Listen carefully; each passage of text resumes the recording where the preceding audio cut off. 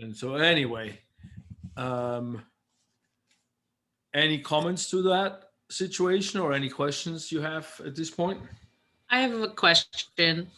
Yes. I was wondering if you had any suggestions on the best way to take notes, because I've been watching the videos and reading the booklets, and looking at the booklets at the same time, and I'm finding the notes I'm taking is pretty much what's in the booklets. And so the last time I was like, am I being too redundant? Is there another thing I can take notes on, or maybe expand in a booklet? I, as you can probably see by now, I tried to make the booklet sort of the language to the point. So it's not, too much fluffy puffy that you have to sieve through and have all these different foreign words and languages. So I think a lot of what the video is supposed to do is explain what the words in the booklets are. And then a lot of the words in the booklets are almost the flashcard level digestion of the material. Because what I did is I took a textbook that didn't have any PowerPoints. And so I created the PowerPoints out of the textbook. And I still have the textbook, but I haven't used it in a long time, because everything I sort of try to extract what is important in an introduction class. And so when you take notes, I recommend taking notes on even inside the booklets, so you have that. And then I would, or what I did in my chiropractic education, which was scaring the crap out of me because it was a doctor thing, so it was like, oh my god, am I going to pass any of that shit? But it was fine. I did totally fine, and I took my notes on 5x7 flashcards, larger, or 4x6 larger flashcards, the larger ones. And or rewrote what I found in the book and extracted what I needed to extract to get myself back to the understanding of what the situation looks like.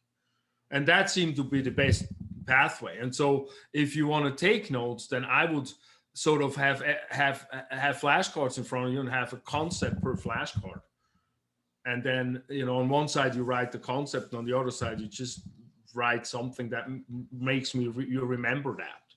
And then you test yourself, and that way with the system that I've always used with the, every day, twice a week, once a week before the test, those 4 sections, then that pretty much gets me through all the testing that I had to do so far in my career. The other thing that I want to show you guys, since we're at that point, let me see, is the review. What do you guys see? Do you see my module, or do you see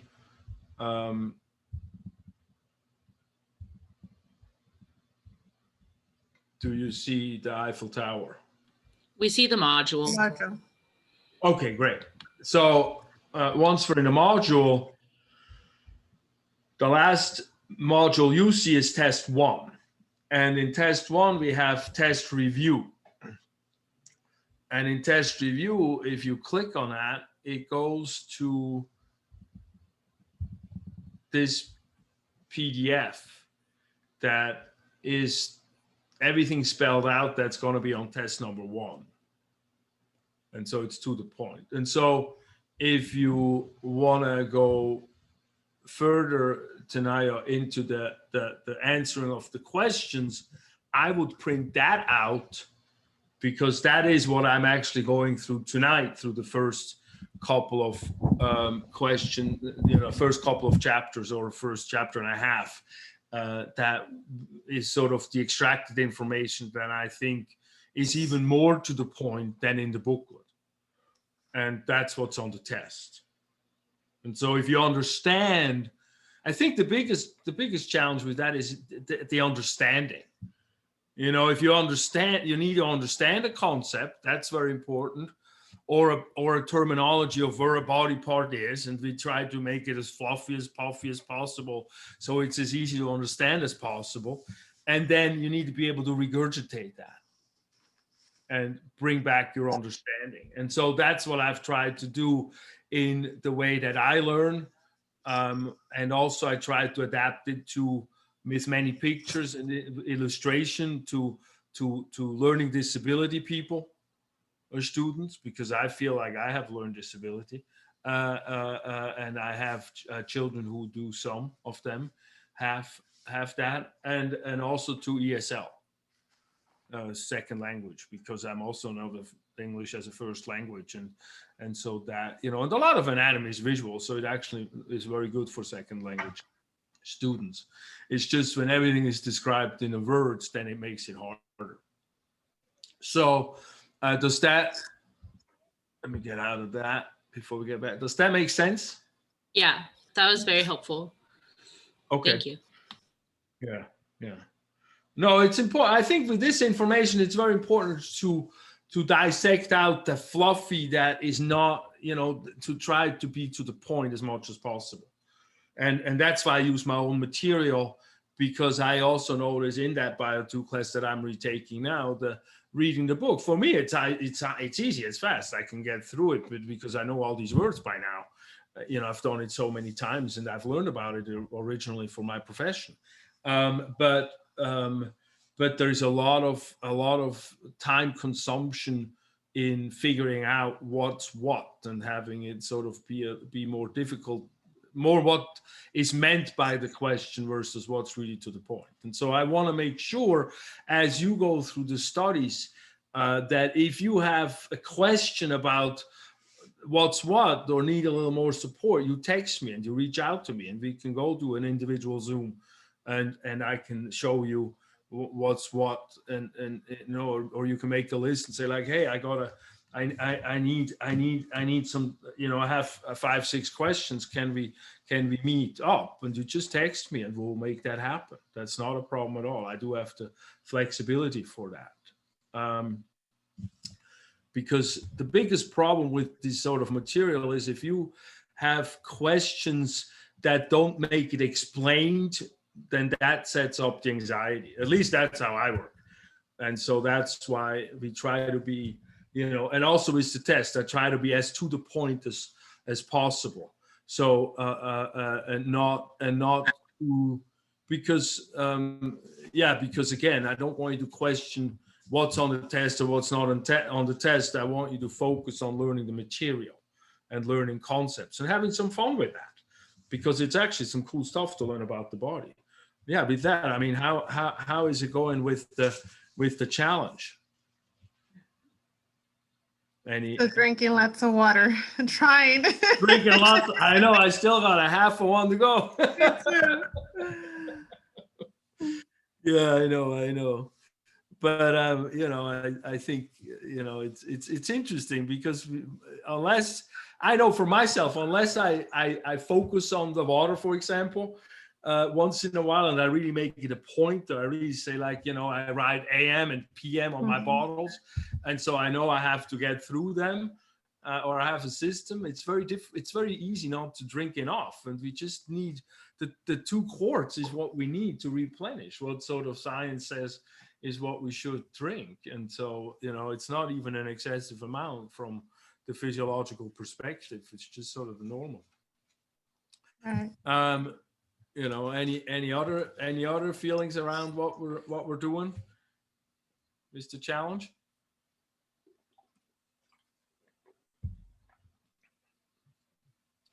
As I'm trying to get through my water. Well, no, then that's good. Well, we'll do it a little bit longer, and then after that, you're released from doing that. And basically, more or less after the first test is sort of finished. And so the first test is the first booklet. And so when we look at the booklet, that's the first test. And then booklet 2 and booklet 3 are going to be the second test. And then everything else is after everything else. And we'll get through it all. So don't freak out. I have a plan for it not to be too crazy. You just are asked from my end to do the best you can. And by now, I would like, for you to see that you guys are taking quizzes and doing the understanding concepts and then we'll be all okay. All right. So what I've planned for tonight is let me take some roll real quick, and then we're going to get to the material, and hopefully, half hour, 40 minutes, we're through the whole thing. So let me, all right, with that, let's get through the material. And today what I have planned is essentially. Hold on, before we continue, you didn't call my name, Adam. Oh, sorry. Yes, Adam, I got you written down. I'm so sorry. Yeah, I got you written down. I just didn't call you out. I got you. Okay, thank you. Sorry about that. That was my thinking ahead. No worries. All right. So what I want to do is, so when you go to the test review one under that test, well, where was that thing? Under that here thing. Oh, there is. I can't. Hold on. There you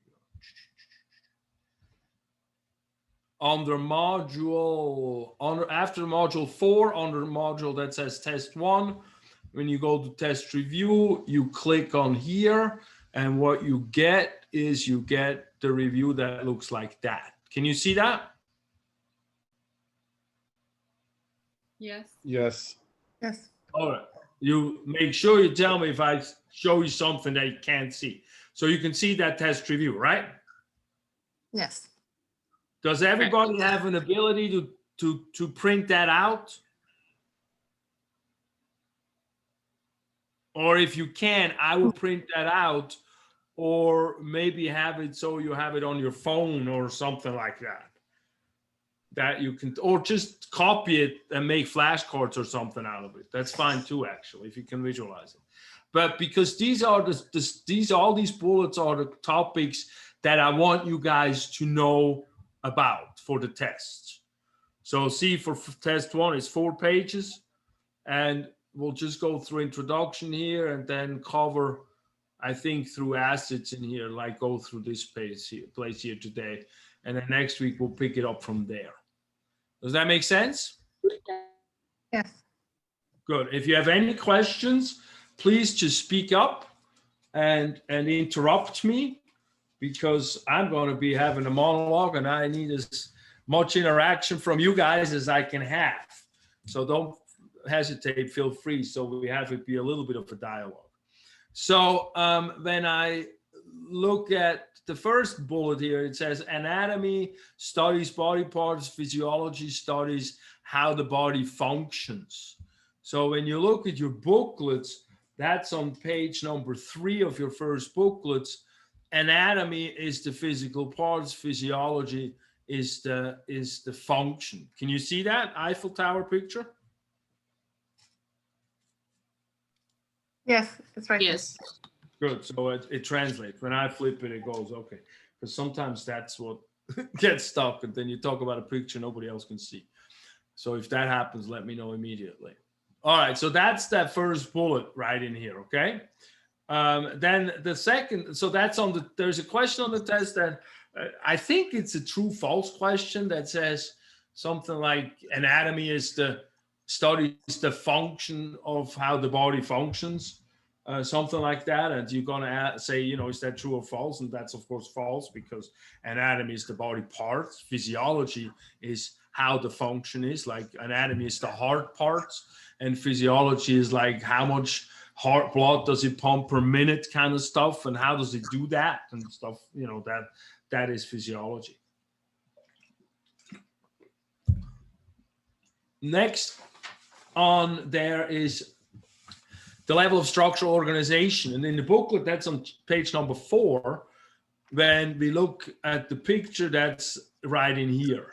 And so what I have there is that I want you to be able to differentiate or group. I think it's a question that's about grouping. What's the sequencing from small to large?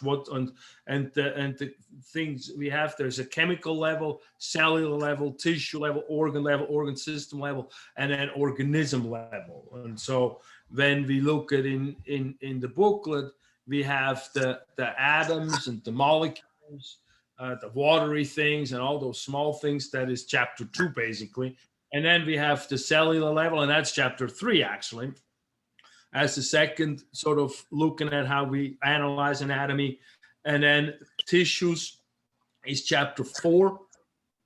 And then after here, we actually have to test, because then we go from this small microscopic view of the body and understanding of the body. And then we get into things that are more palpable and more understandable. And we do all the organ systems. And that's then, part 2 and part 3. And in part 2, we're going to study the organs that are the bones and then the muscles as well. And then in the other in part 3, we do everything else. So the blood vessels, which is an organ, a blood vessel is an organ. The heart is an organ as well, for example, that we study that blood vessel cardiovascular system in part 3. And then we have the organ system levels. And actually, I should say that we don't study, the chapters are organ systems. So in the cardiovascular chapter, we study the heart and the heart and the blood, as well as the blood vessels. And then we go to the respiratory chapter, for example, to the urinary chapter, and so forth.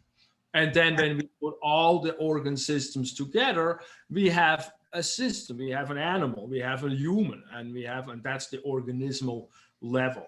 And so that's what that level of structural organization encompasses. And so the question here is most likely, what's the sequencing? Choose A, B, C, D, choose the right sequence. And then from there we go into, and again, any questions, don't even need to raise your hand, just shout it in. From there we go into the different systems. We talk about the integumentary system, and those are covered in your booklets on page 4 through page 6. And those are these things, these pictures here. So let's just go through the pieces I need you to remember for the test. So the cliff notes, these are the cliff notes, so to speak. You guys still remember what cliff notes are? No? Yes. Oh, okay, Yes. good. Yeah. But With mostly all the for English classes. Yeah, right, exactly. Because with all the phones and all that stuff, I didn't remember if that was a different thing these days. So anyway, the intake, I actually took an English class last time. I had to do a whole paper on Shakespeare. So if you need any help with any of that, ask me those questions. I've read through the ringer last semester on that. I like to take some classes myself, so I feel like how you guys, how it feels for the students to go through. And I think it helps me to try to bring the material to you guys as palpable as possible, so it's as easy to understand as possible. So anyway, in the integumentary system, that's the external body coverings that of course protects deeper tissues. So you have to cut through a whole bunch of stuff before you get to the heart or the lungs. You can't just reach into the body. The other thing that does is the vitamin D creation. If you go into the sun and you get vitamin D, so that is important to go outside. Even these days, outside is okay. We also in the skin have nerve receptors. We have glands, and the glands that we have are sweat glands. You understand those, or if you don't, you better go run around the block and feel some of that sweating coming out of you, because that's cleansing. And then we also have oil glands, and that oil glands are in the hairs, mostly in the hair follicles where all the hairs are. There's some oil glands. So that's a natural lotion kind of thing, sebaceous glands. Then we have the skeletal system, and the skeletal system protects organs, like the skull protects the brain, for example. Also, we have the skeletal system creates levers, so muscles can attach to bones and then move those bones around, like think of bending an elbow in the arm, for example. Also, the skeletal system you want to associate with. So these are kind of nice things because you can associate then the system with that. So that's why I like flashcards, because then one of the flashcards that I remember easier, I don't have to review that many times than one of the ones that I don't remember as easy. So if you want to know more about the flashcard system, go to the study tools or look at that little small card that's in the booklet. Anyway, a skeletal system also makes blood, the blood cells. So all the blood cells, like the red blood cells and the white blood cells and the little platelets, as we get to them, we'll go through all of those are made in the bone marrow, the bone marrow, the inside of the bone. And also a lot of bone is calcium, so it stores calcium. Calcium is an ion that we need. An ion is a charged molecule, a charged atom. It's a charged atom really in that's floating around in the fluid in the system. And so calcium is stored not in fluid, and so it's in a more solid form. And then if we need, the body needs it, the body fluid needs the calcium, it can pull it from the bone. And so if we use too much, no, it's not about using too much. If we don't create enough in the bone as we grow up, and we, for example, eat too much stuff that just leaches the calcium out, like a lot of sodas, a lot of Cokes, a lot of burger kind of stuff, a lot of meats that leaches it out, and not enough vegetables that brings it in to the system, then later on in life we're gonna have not enough in the bone, and the blood still wants to pull from it, pull on it, and it doesn't. So we get brittle bones because they're not as strong anymore. And so that's osteoporosis, for example. I know that was right, went right into a pathology, right? We'll go right ahead. Does that make sense a little bit though? Yes, no, not too fast? Yes, it made sense. Okay, good. So if I related all that stuff to the real life, so I lecture a little freely on that, then hopefully it becomes more understandable and it's not just some theoretical concept. But again, if I'm offline, you just stop me and say like, wait, that doesn't make any sense what you're talking about. Okay. So the next system, we have the skeletal. So then the next system is the muscular system, and we have three types of muscles that we gotta look. Well, we gotta look mostly at one type, but we have a muscle that's lining the things like the gut. So like when your stomach talks to you because you're too hungry, and it feels like it's churning. That's smooth muscle. That's a muscle type that you don't have any control over moving it. It just does its stuff. And then the second muscle type we have is skeletal muscle, and the cardiac muscle, and that's a muscle around the heart. So whenever you hear cardiac, then you know it's about the heart. And then the other muscle type we have is skeletal muscle, and that's the muscle type that we think about when we think about muscles. And that's the ones that is attached to skeletal muscles attached to bones. And when they move, what happens is when they do their work, what they do is they contract, they shorten. When they contract, they shorten. And then the bones that they attach to come closer together, and that moves us around. So for example, when you walk, you pull the back of the thigh, pulls the knee upward.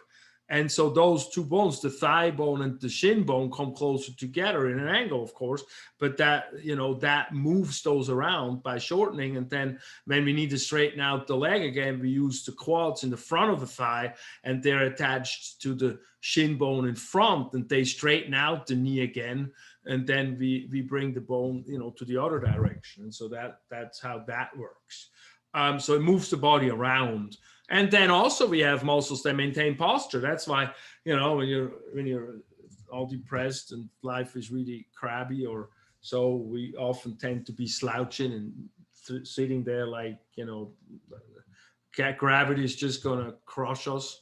And when we're more in feeling okay about ourselves, or we've drank enough water, we've done a task, or we went for a hike or something like that, whatever it is, then we finish the homework, then we can feel proud of what we did, and we sit a little bit more up straight. And so that muscle is what holds us up against gravity. And for example, sitting up straight versus slouching uses postural muscle versus not using postural muscle, and then gravity just pulls us down. And so maintaining posture is also a muscle system question. So it's not just moving bones around, it's also holding bones in position. And then the other thing is facial expressions. And so, yeah, obviously we move our face around. We'll talk about that when we come to the skull. I made the chapter that I'm particularly proud of in that part, and I'll tell you about then. And then when you ever go, if you go outside now and you don't put a jacket on, it gets chilly and cold, you can shiver a little bit first, so you get goosebumps and your hair stands up and wants to make you warmer, because actually hair that stands up versus hair that lays in an angle is warmer than hair. Standing up hair is warmer than laying down hair. But you can shiver, or you can do jumping jacks, and that makes producing heat. And so that's also a muscular system that does that. So heat is a byproduct of that's actually chapter 2. If we think about heat, is a byproduct of when a potential energy goes into kinetic energy, when energy changes, then heat is a byproduct of that. Then we have the nervous system, and the nervous system is a body control system. We have that. So that when you I don't know, you drive down the freeway and some stupid ass cuts you off or something like that, and you swerve over real fast and you react and you go like, how the hell did I do that? And you didn't have an accident yourself. That's the nervous system talking. So that's the nervous system that gets you into these situations. So that's like electricity going through your body and telling different organs what to do. And that's a fast acting system. And then the other one we talk about is the endocrine system. And that's a slower system that also controls the body, but it controls things that are slower. It controls like growth, or it controls metabolism, like how fast you digest your food, or how fast the food goes into your cells, and how fast and how much energy is made out of the food, and that kind of stuff. And we'll talk about that in there, but it's much slower than the nervous system, but it's also a control system, and it has similarities to each other that is actually kind of interesting. I think it's interesting. I think this stuff is extremely interesting. So I'm nerdy about it. So if you have questions, you ask me these questions. And the endocrine system does that through hormones. That's your hormones. We know about hormones in the real life, in the regular life. For example, insulin, for example, is one of those hormones. Then we talk about the heart, and we already talked a little bit about that. We have the heart, we have blood vessels, we have blood, and that's the cardiovascular system. And then we talk about the lymphatic system a little bit. And the lymphatic system is when the heart pumps the blood through blood vessels to all the tissues. Let's say it's a muscle, and then the blood sort of squeezes out into the tissues and diffuses the tissues with oxygen and with nutrients. It's the blood itself and the red blood cell and all that stuff gotta go back into the blood supply to not get lost in the tissue. Otherwise the tissue will just swell up, and there is an excessive fluids going into the tissue. And the lymphatic system does that. And what's interesting then, it also then cleans that tissue and has a lot of immune cells, a lot of self-defense cells situated in the lymph nodes, for example. So it's a part of the immune system, but in some ways it's also part of the cardiovascular system, because it helps bring fluid back to the heart from the tissues. And so, for example, if somebody has cancer, and let's say they have to take the lymph nodes out under the armpit, they have to then be worried about the arm swelling up, and they often use compression sleeves to make sure that the arm is not swelling up with tissue and doesn't get puffy. And that's because the lymphatic system is not as efficient and as effective anymore if we take some of those lymph nodes out. And we do that a lot of times because of cancer. And because the lymph nodes are part of the lymphatic system, so then the fluid cannot drain out as efficiently. Yeah, already back to some pathology. All right. Sorry about that. Don't want to get you bored and too long-winded.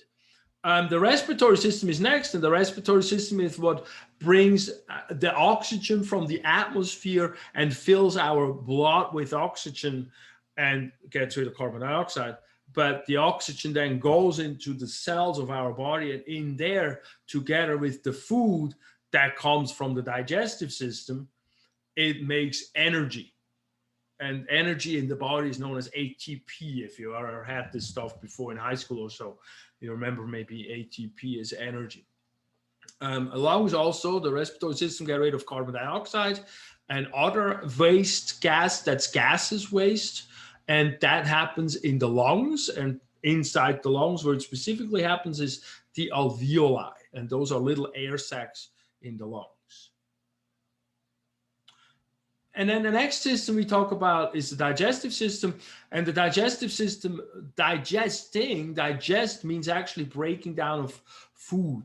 So if you eat a piece of bread, the digestive part is when the bread gets broken down until you release sugar molecules from carbohydrates or sugar, made up of sugar. And then those can be absorbed into from the inside the gut into the bloodstream. And then the bloodstream brings the nutrients, those molecules that are very small, the monomers, they call them, the smallest molecules they call monomers. That's in your chemistry chapter. That can go then into the cell and create, energy and create proteins and all kind of stuff. Gives, it's good stuff.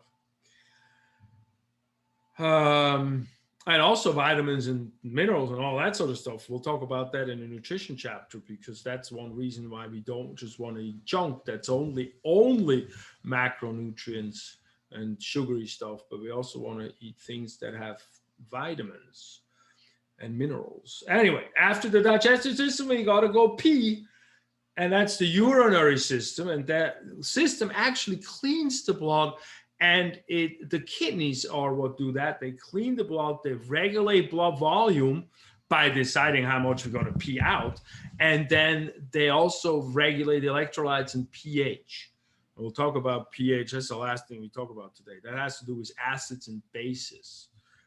Like, lemon juice is very acidic, or if you clean your house and you have some ammonia thing that's kind of stinky, that's very basic. Anyway. We'll talk about that in a little bit. But the urinary system, the kidneys help with that. And then the bladder is part of the urinary system, and then all the conduits, all the vessels that have to attach, all the tubes that attach from the kidneys to the bladder and then to the peeing out into the road. And so anyway, makes me want to go pee if I talk about it too much. Then the reproductive system is where we talk about babies and offsprings and happy times. Or, well, depending on which part of it. And then, so from there, we then go to the necessary life functions. And the necessary life functions are, oh, it's a little slow here. Come on, baby. There we go. These are the necessary life functions. That's what you see on page number 7. And so we have 8, I think it's 8 of them.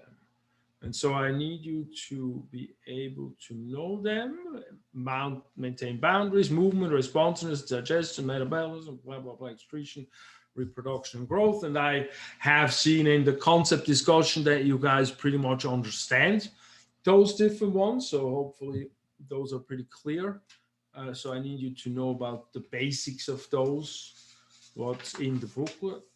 That's enough, but make sure you understand that. And then the survival needs is next, and that's on booklet page number 9. And only number 9. And that's so necessary life functions is what does the body need to do to be able to survive. It needs to have a skin. It needs to have boundaries. You can't just have bodies walk around that you could just reach into the thoracic cavity and take the heart out. That will not work out. That would be just too much. You need those boundaries. You need to be able to move around, both move us around, but also move things through the body. We need to be able to be responsive. So if, you know, you got well, any external stimulus, you know, you got to have a light come on that's bright. Your eyes need to respond to that, and that's all done through the nervous system.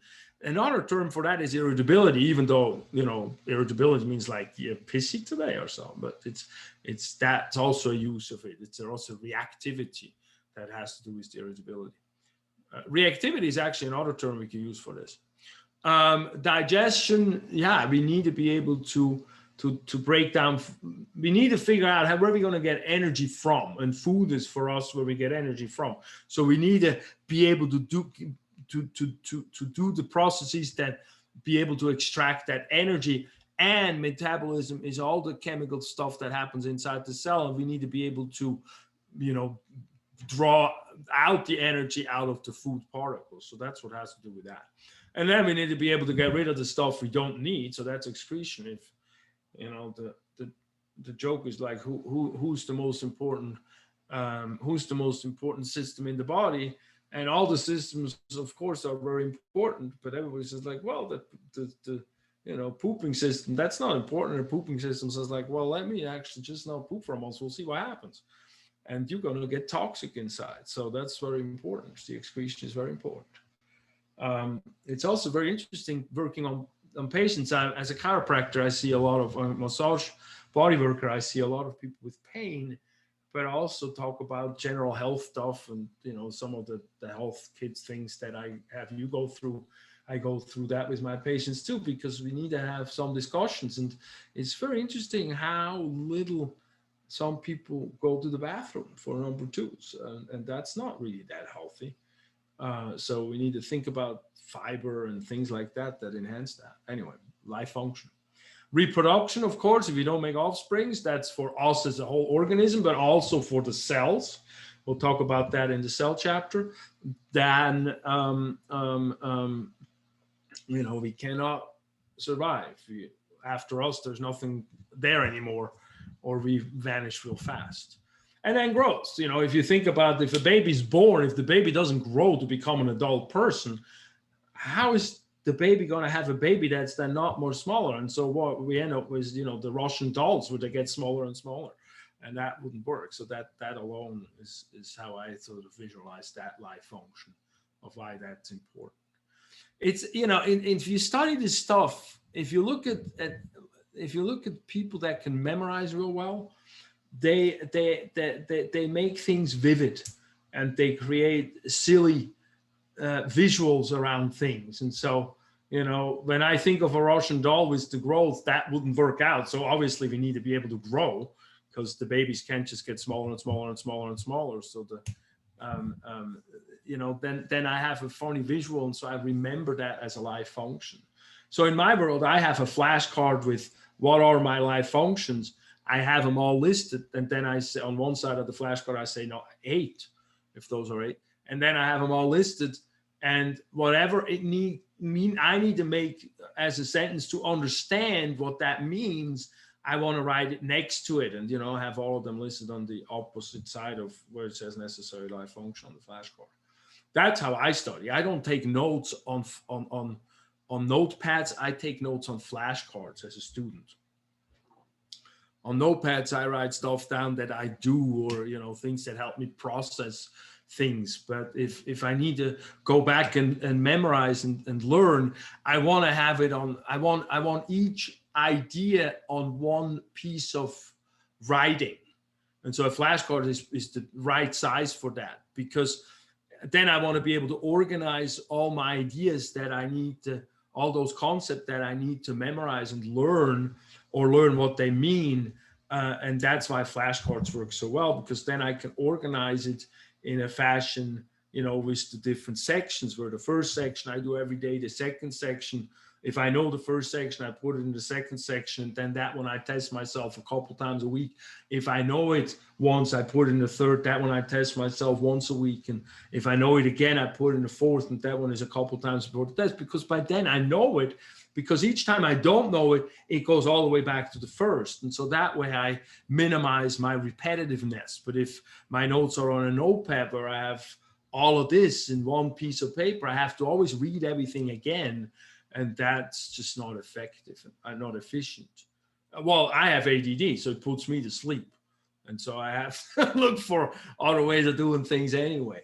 And so those are the things, you know, I thank God I learned along the way. Some of these flashcard things we learned in high school, because in Switzerland, where I'm from, you have to learn French by the time you're 13 years old.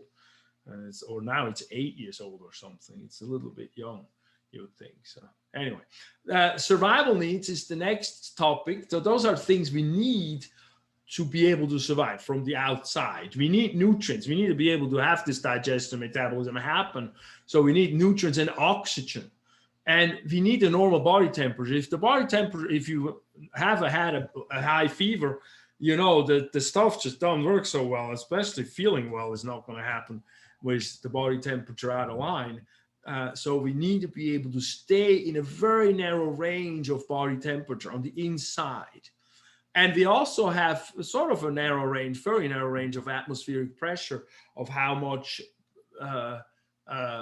pressure do we tolerate. If we go too deep into the ocean, for example, you know, if you look at movies and if they go too deep, the things implode, right? Because the pressure from the outside, the molecules are so much denser in a deeper space of the water than what we have here. Then we can't hold it together like that, and the body also cannot hold it at some point. And the same is true going up onto the mountains. The molecules get less and less dense the higher and higher we go in the atmosphere. And you know, if you go to Mount Everest, I did that once. I went to Southeast Asia and we climbed a 12,000 foot mountain or 14,000 foot or something. It was really high up, and it's the highest one in Southeast Asia. And at that level, walking felt like I was a grandpa at that time. It's like you puff and huff and you can't get nowhere because there's just not enough oxygen in the atmosphere because the pressure is not dense enough. And so that's what that has to do. So a lot of that you think of how the pressure is, you know, for us not in the water. In the water it gets pretty intense for all the organs, but for us it has to do with the oxygen, you know, how dense it is. So at sea level, the oxygen is pretty much as saturated as we want to have it. So we're in good shape down here. But that brings me to the topic of homeostasis. And homeostasis is covered in the chapter page number 10 in the first booklet. And that has to do with keeping the body temperature, for example, at the same level. So we want to have the inside of the body stay relatively stable. The internal body environment is the inside of the body, even though the outside is changing all the time. So the inside of the body, we want to have a specific temperature, and we want to have it for temperature, but we also want to have it for things like calcium in the blood or carbon dioxide or oxygen and all multiple, or pH is a very important one that we want to have very stable on the inside of the blood. So we have all these measurings that we have, and we need them very narrow ranged. Temperature we can use for explaining it. And that's what we describe under homeostasis. So the inside of a lot of these molecules and things like temperature want to stay the same, stable as an internal environment, even though the outside, right now, it's colder than it was at noontime today. And how does the body accomplish that? It does that. Well, the body does that through what we call a negative feedback mechanism. So a negative feedback mechanism is basically helping, when we look at the temperature example, helping our body to stay in the same temperature on the inside. So if it gets really cold outside, we're going to activate the muscular system that we just talked about, and we shiver.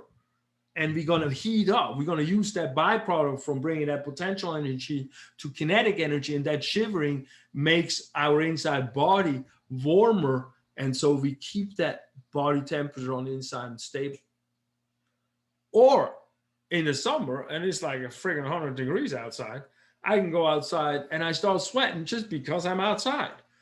And that's the sweat. We learned that later. Water is a very interesting thing because it holds a lot of heat before it changes shape. So we can have a lot of heat from the inside of the body be pulled to the outside of the body by capturing it in liquid and water and sweat it out. And so that cools us down, for example. So that is another way how we keep the body in a regular body temperature. And these are negative feedback mechanisms. So what that means is negative means the opposite. So if it's too hot on the outside, we want to cool the body down so it doesn't heat up. And we use an opposite feedback to do that. And so we use the sweat to cool the body down.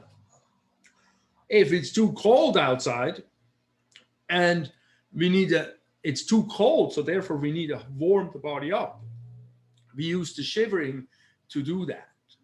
And so negative in that respect refers to we do the opposite to keep that homeostasis, that stable internal environment happening. So we like, for example, with calcium, if the blood calcium level drops too far low, or we can feel it in sugar. The sugar is a good one, because we eat some really sugary thing and have a Coke with it or something like that, or sugar in a coffee or something like that. And then our sugar goes up and we're all alert and we're all hyper and we're all running around, with the kids for sure. And then the body has a high blood sugar in the bloodstream, and it needs to lower that. And that's the negative feedback mechanism. And it does that by secreting insulin into the bloodstream. And the insulin goes to cells. They have receptors on the cells, and the cells say, all the glucose come into the cells. And the glucose comes into the cells. However, the brain cannot uptake that much glucose. And all of a sudden, all the glucose, the higher the insulin, the glucose spikes, the more insulin gets thrown into the system, into the bloodstream, and the faster the glucose comes out of the bloodstream, and the more thoroughly. And the brain doesn't have any. And then after lunch, with 2 o'clock, we are all falling asleep in the job because we're like having no energy in the brain because we had some high, carbohydrate type of lunch. And that's where you can sort of see that teeter-totter mechanism when things go out of line, like glucose in the blood system, or calcium, or body temperature. And that's that negative feedback system. And I asked you in the concept review to give me the homeostatic controls as a system, and that's the stimulus is the outside temperature is cold, it's like gonna cool down the inside. The receptor is the thermoreceptor on the skin, pick up that temperature change as an example. Then the afferent pathways, the nerves that go to the control center, which is in the brain very often, or some of the spinal cord, or some peripheral, but mostly in the brain. And then the brain has a control center that says, hey, we need to do this or that. And it says, hey, we need to go shiver. Efferent pathway goes to the effector, which are our muscles, that then give us a response. They shiver, and that way we bring heat to the system and warm it up. That's the negative feedback mechanism, and that's used heavily, or I should call it the opposite feedback mechanism, but it doesn't get called that. And that helps our body stay in homeostasis. Then, does that make sense? Yes, makes sense. Then, am I boring, or are you guys all right? I'm good. All right, good, because I'm running a little bit over, but I'm going to be as quick as I can be. Then we have a positive mechanism and we use that word positive to bring a stimulus that we're already doing, make it intensify that, make it more and more and more and more. And in the body, most processes are not like that. The only two that we usually use as examples in our anatomy and physio classes are the birth of a baby, because the uterus has to contract more and more and more and more for the baby to be able to be expelled and be born. It cannot say like it contracts a little, it pushes against the baby. It's like, oh, there's some tension in the muscle. We got to let go of that. We can't do that. That would be negative feedback mechanism. So we can't do that opposite thing. We got to get that kid out somehow. And so that's a good example of a positive feedback mechanism where we temporarily intensify stimulus.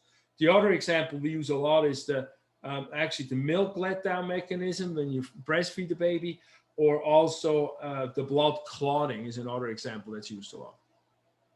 So anywho, this is positive feedback mechanism, page 11.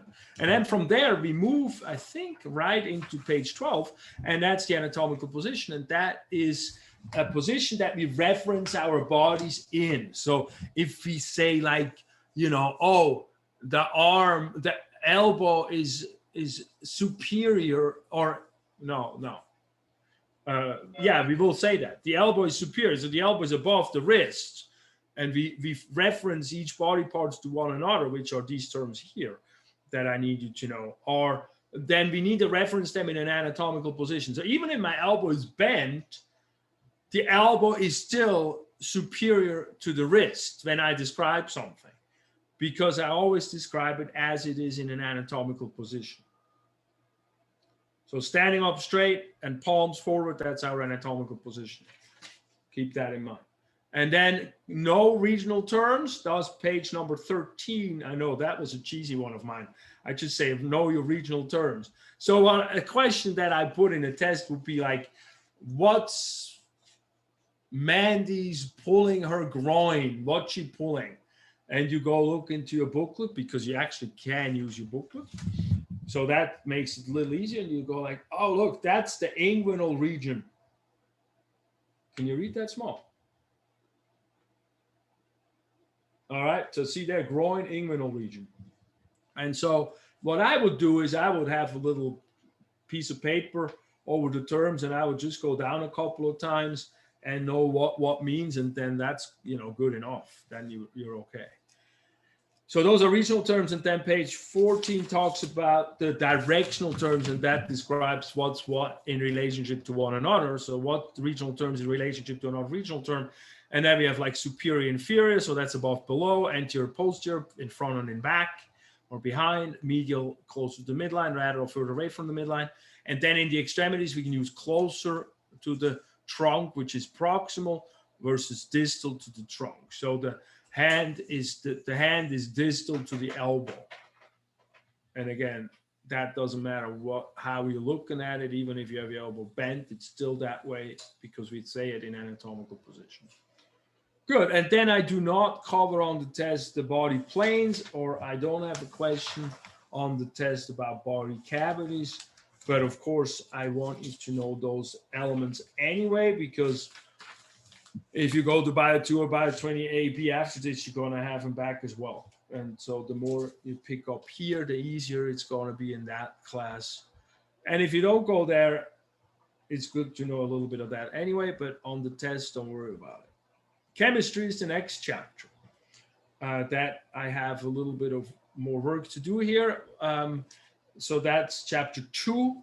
Matter occupies space and has weight. So anything you can touch, you can feel, that's matter. Energy is what changes matter and puts matter into motion. So that's energy is what acts on matter. Matter is what we can touch. Potential energy is inactive or stored. So that could be our energy molecules in our muscles. And when the muscle starts moving, then it becomes kinetic energy, and that's active when energy affects matter. So contracting a muscle, that will basically do that. When we do that, we lose heat. We already talked a couple of times about heat. So when heat is lost during energy conversion, so going from ATP, which is a chemical energy, into a mechanical energy, which is moving a muscle, we're going to lose some heat. Thank God, that's our shivering, so we can make the body warm. But we use that as much as we can. Then we go to the structure of chemistry. When you look at the smallest things, and now we're talking page 19 at the bottom, actually already. Atoms are the building blocks of all matter. So atoms are, let me see, maybe I can pull that up. Hold on. I got to pull up my second chapter here.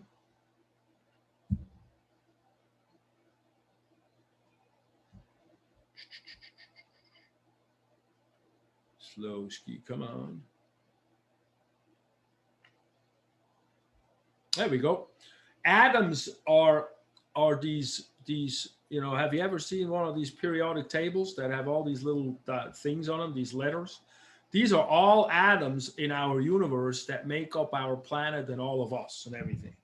So we start with the first one, that's hydrogen, and then helium, and then we go through all of these things. And some of them we use in the body, but not really many of those. So you don't have to worry about learning all of that. You can learn that in chemistry class. That's fine. That's a different topic. But what we want to talk about is the atom structure. And the atom structure is like a solar system, the planets in the solar system. So it's like it's got an inside nucleus, that's the core, that has protons and neutrons in it. And when we look at atom stuff, we look at charged things. We look at positive and negative. We look at magnet things. So like, you know, the magnets you put on a fridge. One side sticks, the other doesn't. The positive and negative attracts, right? So we look a lot about that in the body. So you want to know about the positive, the negative. So the protons are positively charged little masses of things. Those are actually physical things. And the neutrons are neutrally. The neutron for neutron. They don't have a charge. And then around the nucleus we have the orbits, and those are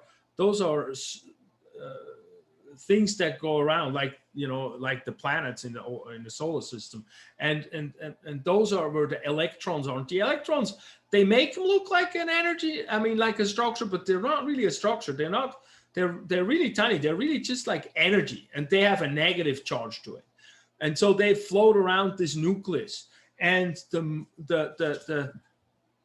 and so that's an atom. And then these are all the different atoms we have in our system. And when we put atoms together, like we make water, for example, we make molecules. And so the hydrogen is atoms and oxygen are atoms. And when we combine them and we glue them together, we make water molecules, for example. That's a molecule. And so all these things we talk, like glucose and lipids, like triglycerides, all that, those are all molecules. And then we want to talk about how the heck do we make those molecules? And then we talk about these attractions between the different atoms. And when we look at these attractions between the different atoms, we talk about chemical bonds. And the chemical bonds happen on the outermost orbit, the outermost area in our solar system. That would be Pluto, outermost area of where we have electrons. And that makes sense, because you got two of these atoms, they float around in some space or something, they bang into each other. The first thing they bang into each other is going to be that outermost orbit thing. And that outermost orbit, they call that the valence. And the valence, and this is on page 20, by the way, bottom page 20. The valence is the outermost orbit. And so the valence wants to have 8, ideally, not necessarily all of the first ones here in the periodic table, but once we get into the practical functioning for us, what we need to know. The valence wants to have 8 electrons, 8 of those charges in its orbit. And if it has more than 8, no, it cannot have more than 8. It can only have less than 8. But depending on how many less than 8s, it has different properties. So you can have like 1, or it can have 2, or it can have 7. If it has 8, then that orbit is kind of happy. So that's like, we call it, it's satisfied. And that we call that an inert molecule. So all of these out of the periodic table are inert. They don't want to do anything with nobody else. They're like asocial. They don't want to talk to nobody else. And so, yeah, it's like that's your friend circle. These are the asocial friends you got. And so when we look at the bonds, we want to have the bonds, those attractions between atoms happen in the valence shell. And so what we talk here, this is all the valence shell. So we have two types of, we have more than two, but the two main types of bonds are ionic and covalent. And the ionic bond is when the electrons are either transferring to another atom. So for example, if one has like 7, and it needs one atom has 7 electrons, and it needs 1 from somebody else to be happy, because then it has 8. They may be bound together, because the one who has 1 in the valence, if he gets rid of that 1, it's also happy, chemically speaking. However, it will not be satisfied or neutralized from a charge perspective. And so when we have in our system, in our body, we have charged molecules. And those are created through ionic bonds. And in liquid, these atoms in the solid, in the real world, these atoms are glued together. Like we have table salt, is like the white stuff. That's glued together. But if we put it in water, it dissolves. And when it dissolves, these atoms split apart. And one of the atoms becomes positively charged. Actually, this one becomes positively charged because it has an electron less, because it transfers it over. And the electron less will mean it has one less charge. So the nucleus, what I forgot to tell you is the nucleus and the electrons, the outside, charge-wise, there is as many electrons in an atom as there is protons in an atom. And so the charge is neutral for one of these atoms. Chemically speaking, though, if the valence is, as we've been describing them, then they're chemically not neutral. They have that energy thing going with it, and so when an atom gives rid of an electron, it automatically becomes positive. When an atom attracts an extra electron from another atom, it becomes negative. And so we have in fluid, we have a lot of these ions floating around. Those are your sodium, your potassium ions, your calcium ions, and so forth. And so that's the ionic bond. So in essence, it's a transfer of electrons. It's like one atom is stealing it from the other atom. And then we got the covalent bond, and the covalent bond is the hand-holding hand. They share electrons. And so that's like your lipids and your proteins and stuff that, well, you know, all those bigger molecules, they gotta somehow stick together. The ionic bond dissolves in liquid. And so in fluid, most of our bigger molecules, they're all covalently bonded. And so they're all sharing electrons. They can share electrons in 2 sharing, 3 sharing, 4 sharing, however many we want to create here. Whatever makes everybody happy. And the covalent bond comes in a few forms. It comes in 2 forms. It comes in a non-polar form and in a polar form. And the non-polar form is when all the sharings of these electrons are equally shared. So that's like ethane, for example. But then we have polar forms as well. And the polar forms is when the charges on the electrons are not equally strong in different atoms. And for example, water is one of those. So the hydrogen part of the water is more positive because the oxygen atom pulls the electron more stronger from the hydrogen away and makes the oxygen pole of the molecule more negative. And so you end up having not an equal molecule in some ways, even though it's a sharing molecule, but you can use then this unequalness of charge and create, and create a lattice where you build and pull these hydrogens together and create a hydrogen bond with that, because there's weak attractions between the positive and the negative charges. And you can see a water, like, you know, these little small insects, they can penetrate through the water. That's a bond that's created on that water. Obviously, we can't, for us, you know, unless you're Jesus, but I mean, we can't really walk on water. We're too heavy for that, especially with the COVID-20 added on. Anyway, I'm speaking for myself. The other place where we see hydrogen bonds, for example, are when you look at this double helix, you see the hydrogen bonds there that gets formed. So that's the different bonds that we worry about. Let's go back to this again. Any questions, you just shout it out. And then from there, we pretty much go into so this is all I want you to know about these bonds, see all of this stuff. And then we go to the organic molecules. And organic molecules are the ones in our body. Organic molecules are in our body. Not all our molecules in our body are organic molecules, but the ones in our body, they're large and they contain carbon. And so those we'll talk about next month. The ones that I'll talk about are molecules in our body that are small, that are non-organic. And so the biggest one we have is water. And water is the most abundant compound, not just inorganic, period, most abundant compound. If you dry everything out of a cell and you take everything apart into different atoms or different molecules, water fills us up to about the armpit from the feet. All of that is in us is water. That's why we got to drink that damn 2 quarts. And I know it makes us pee a lot. I get that. But anyway, everything is dissolved in liquid, basically, in the body. That's really the message on that. And that's a good thing, because water, it's kind of like, I think of like, we came out of the ocean. I mean, if you're an anatomy person, a physiology person, you sort of go with the evolutionary theory. And we came out of the ocean, evolutionarily speaking. And so we can still kind of think like, yeah, we're kind of ocean with a skin suit wrapped around. And on the inside, we're still kind of like that liquidy, oceany, watery quality.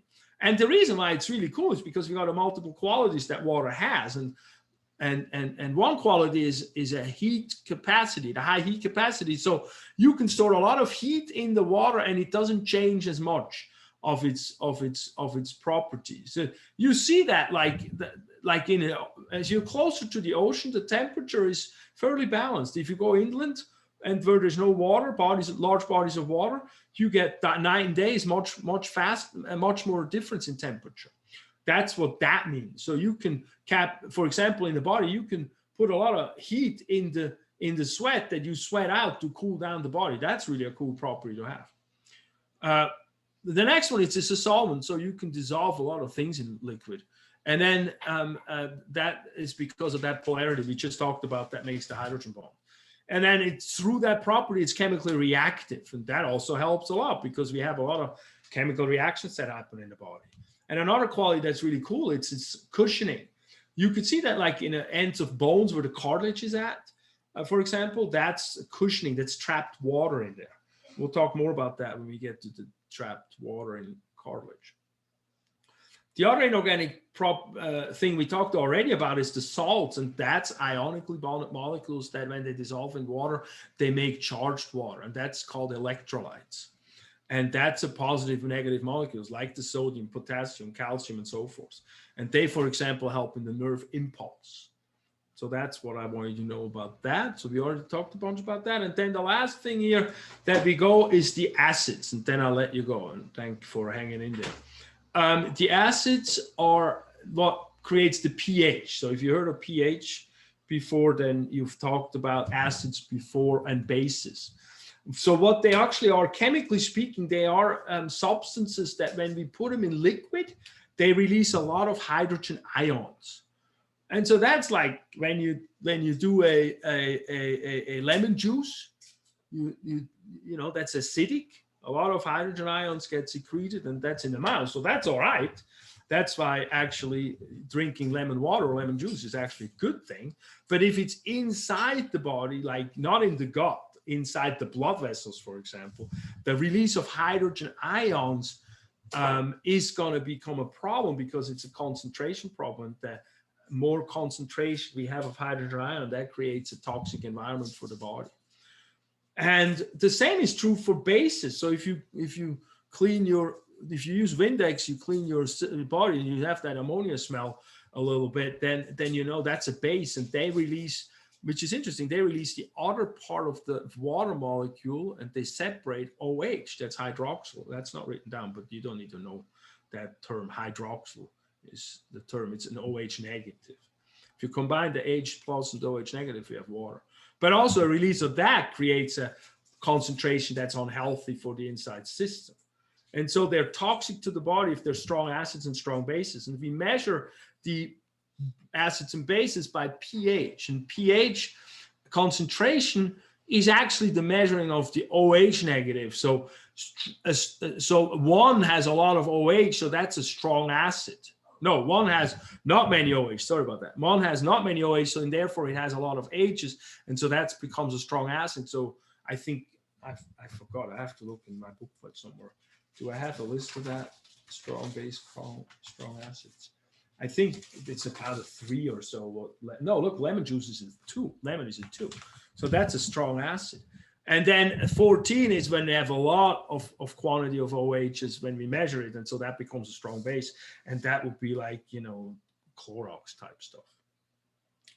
And inside the system, we have multiple mechanisms to balance out that fluctuation of hydrogen ion or OH concentration. And those are buffers that do that. That's one of the main systems, chemically speaking. So we'll talk about more of them when we talk about this respiratory system and the urinary system a little bit. But the buffers are molecules that are actually themselves weak acids and bases. And if you think the main buffer, well, they pick up excessive OHs and Hs and to balance out the body pH that way. So the body pH can always be very close to a 7.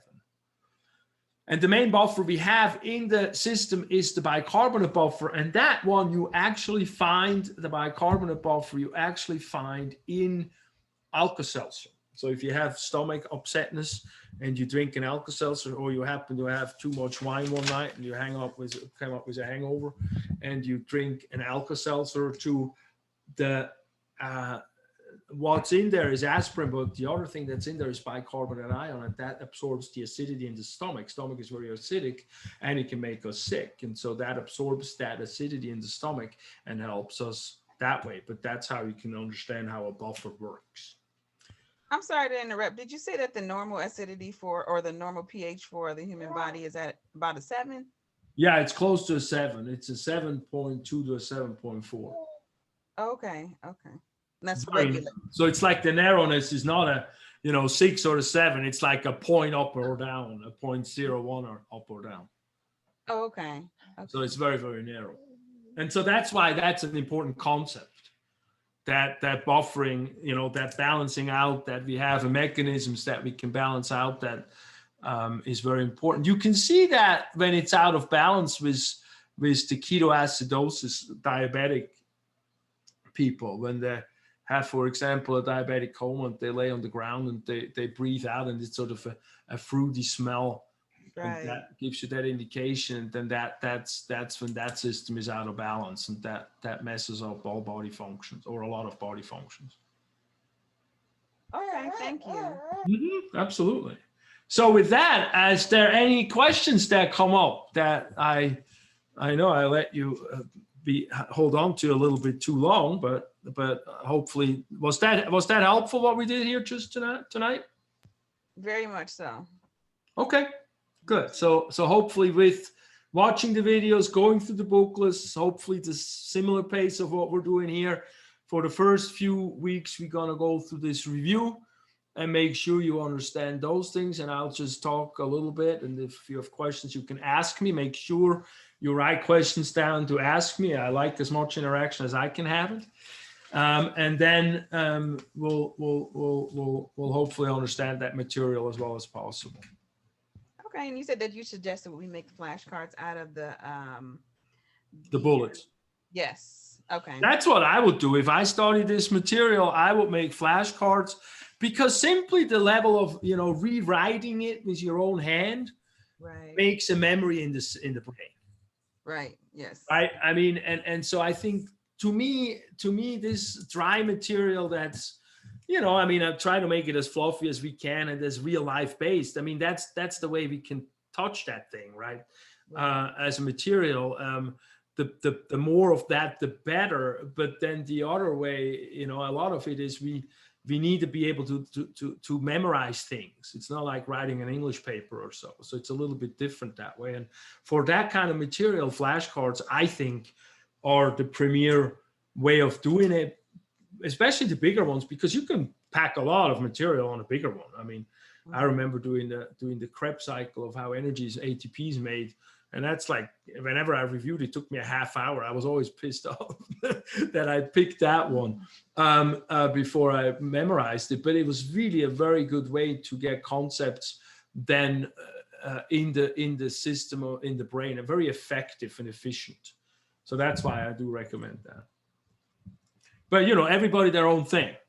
I remember walking my kid around Lake Merritt once, and I had this young mom, sitting there and studying with the big fat book, the anatomy book, and she was reading and watching the kid, and I'm like, oh my God, this poor lady. And she started complaining about how complicated it is, and just reading, doing the Bio2 book class myself as a review now, you know, it still takes me a lot of time, because reading the material that's all fluffed up in language and you know, try to make it understandable, but at the same time it's also confusing very often, because it's, you know, this material is like, give me some data points that I need to remember, and I try to and I need to understand what that means, and then that's basically what you want out of the material.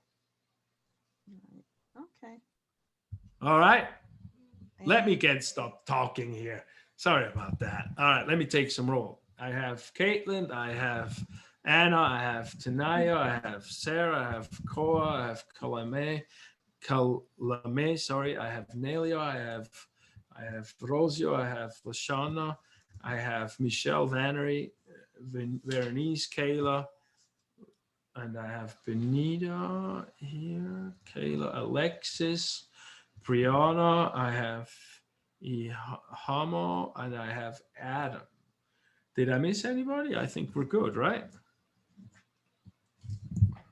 Good. So, any questions?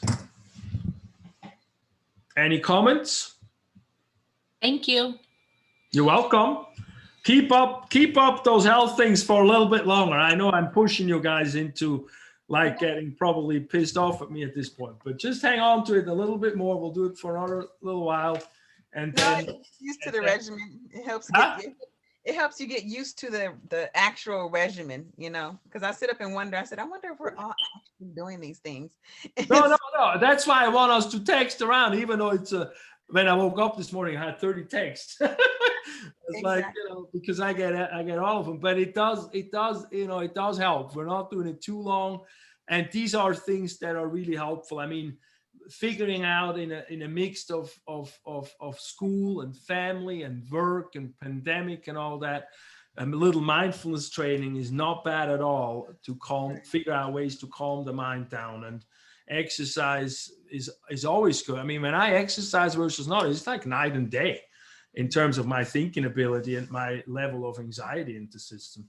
And then, you know, and then water is important anyway. I mean, it just do an hour or two of homework study, and then drink an 8-ounce bottle of water in one sip, and just go for it, and sit up straight, and then go like, oh my God, now I can think. You know, it's like that fundamental. You know, when I did my tests in chiropractic school, most of them I had a bottle of water. I took 2 emergencies. Remember, you know, these little electrolyte things. I put 2 emergencies in, so it's really kind of like fairly nasty. And after I did the test once, I drank the whole bottle, and then I did the test again because I had a new moment of thinking. You know, take a few deep breaths, which we do with meditation, and then some water, and sit up straight. You know, that it helps much more than we think. And you know, anyway, that's why we're doing these things. But anyway, if there are no more last comments, we can close it out.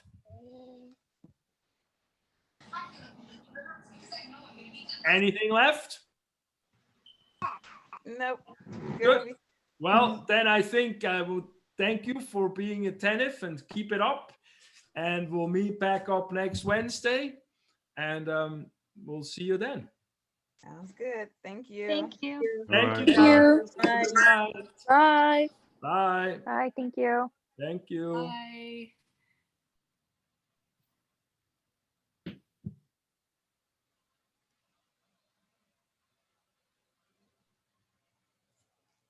Bye.